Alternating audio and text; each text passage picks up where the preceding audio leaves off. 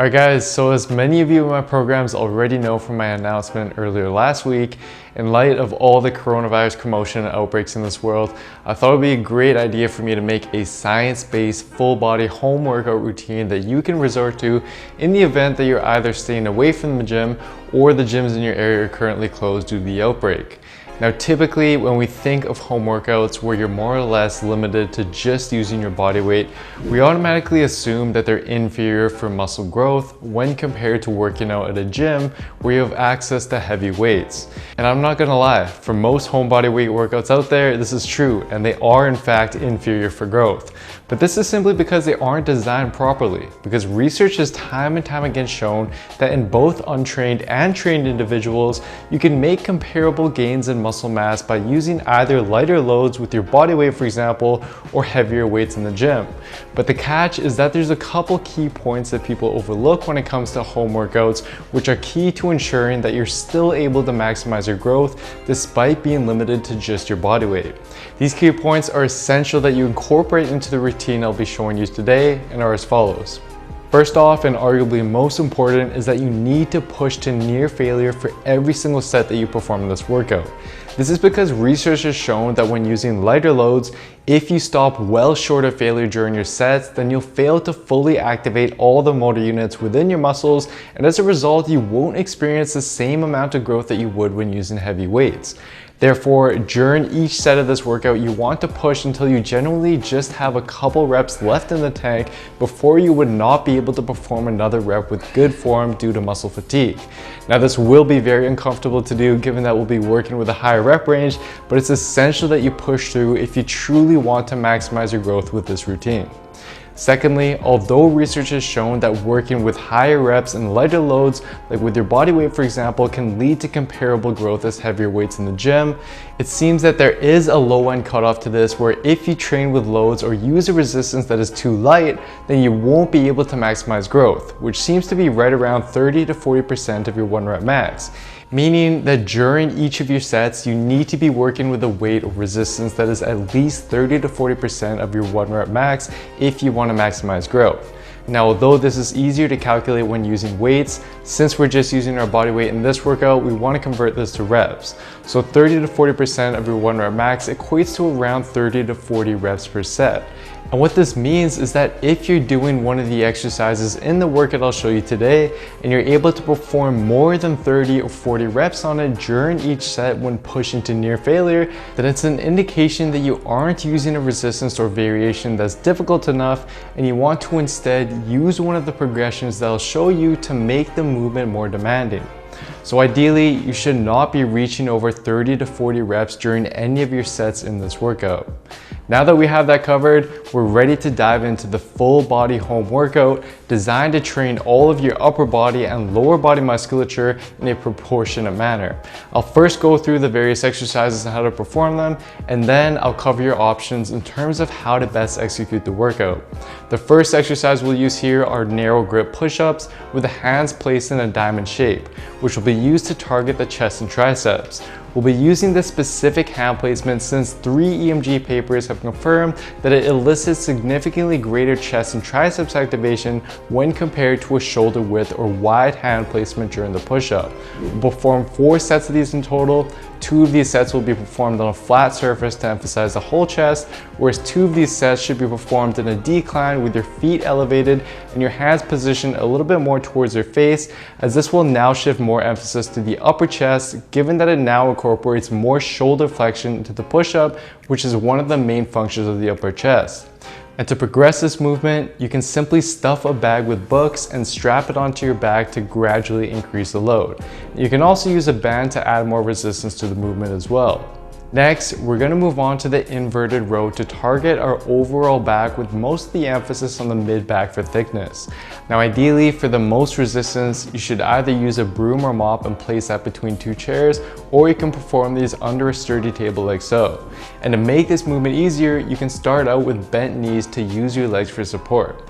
Another option though is the following setup instead, which we'll continue to use later on in this workout.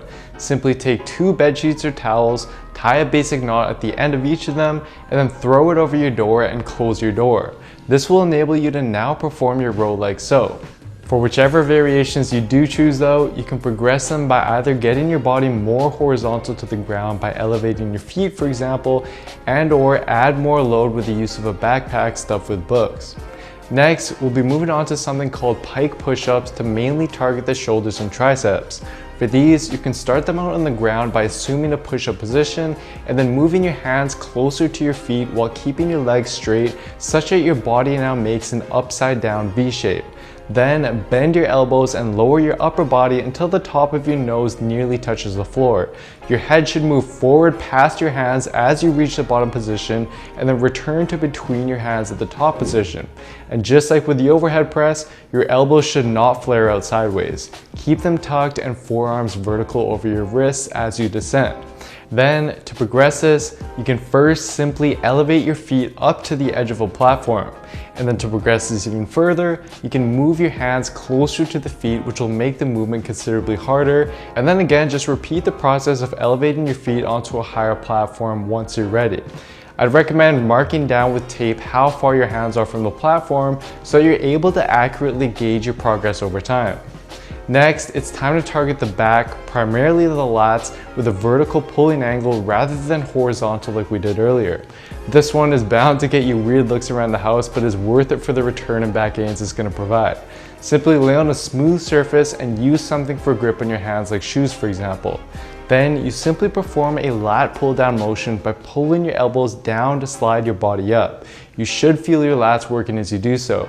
And to progress it, you can simply add weight with a backpack and or provide additional resistance by pressing your feet into the ground as you perform your reps. Now it's time for some arms isolation. Go back to your bedsheet setup and lean back with your arms straight like so. Then, keeping your body straight and elbows locked in position, curl your hands towards your face by using your biceps. Then, to target the long head of the triceps, which has yet to be emphasized in this workout, you can simply switch over and perform tricep extensions like so. Again, keeping the elbow locked in place and your body in a straight line. Alternatively, these can also be done on an elevated platform like so. And for these arm exercises, you can progress them a few ways by orienting your body to be more horizontal to the ground, transitioning to just one arm at a time, and or just adding weight by using the backpack. Next, it's time to move on to the lower body, and for most of us, bodyweight squats just aren't going to cut it, which is why today we'll use the bedsheet setup once again to perform assisted pistol squats to target the quads and glutes. Lean back with your arms straight and then lift one leg off the ground. Then you simply squat down like so. Finish your reps on one leg before proceeding to the other leg. And at first, you can use your arms to pull yourself up for assistance if you need to, but over time, you can progress it by either relying less and less on the assistance of your arms during the movement, or transition to doing the same movement, but stopping the range of motion short by sitting on an elevated platform and gradually reducing the height of this to continue making it harder. Next, we'll move on to one you're probably familiar with, the Bulgarian split squat with your rear leg elevated up on a platform, which will again further target the quads and glutes. To progress them, you can simply hold a weighted backpack at your chest like so. Once that gets too easy though, a more difficult progression is the assisted shrimp squat, where you can use the side of a counter for assistance, hold one leg behind you with the same arm, and then squat down until your knee just about touches the floor, and then come back up with the assistance from the counter as needed. And over time, you can progress these by moving off of the counter. Next, we'll use the sliding leg curl to effectively work the hamstrings through both hip and knee extension. Simply lay on a smooth surface and place your feet on two cloths or something that will enable them to slide easily.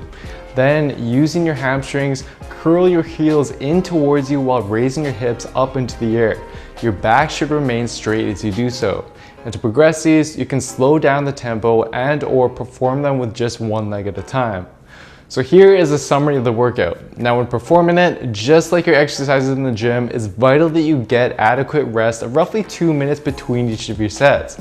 And to do so in this workout while saving you time, you can perform the following upper body exercises in a superset fashion as shown below, where you perform, for example, a set of the push-ups, rest for 30 to 45 seconds, then go right into a set of the inverted row, rest for 30 to 45 seconds again, and then go back to the push-ups and repeat.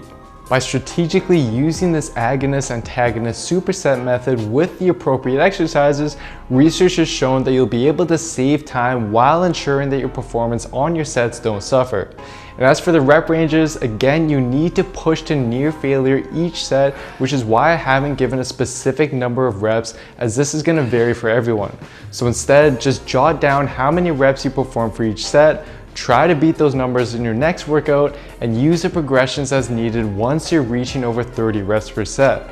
And then as for frequency, I recommend performing this workout 3 to 4 times a week, as this will ensure that each of your muscles are worked at the optimal number of sets required to maximize growth. And lastly, I've compiled this home workout into an easy to download, free, mobile friendly PDF for you to use and reference while you're performing it. It'll show you the workout, tutorials, proper progressions, and more. To get a copy of it, just head on over to builtwithscience.com/home workout PDF, and I'll send it right over to you. And I'll leave a link to that in the description box down below as well. Guys, I hope you enjoyed this one, and I also hope that you're able to see that it's the little details like the ones I went through in this video that really are key to maximizing growth and to actually see progress with whatever workout routine that you choose to do. And for a step-by-step program that takes care of all of the guesswork for you and shows you exactly how and what to work out and eat week after week so that you can fuel your body and build muscle most effectively with science, then simply head on over to builtwithscience.com to take the analysis quiz to discover which science-based program will be best for you and where your body is currently at. Anyways, hopefully this video is useful to you, and do let me know how you like the workout.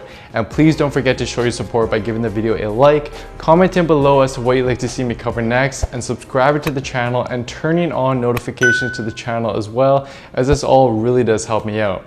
Stay safe everyone, and I'll see you next time.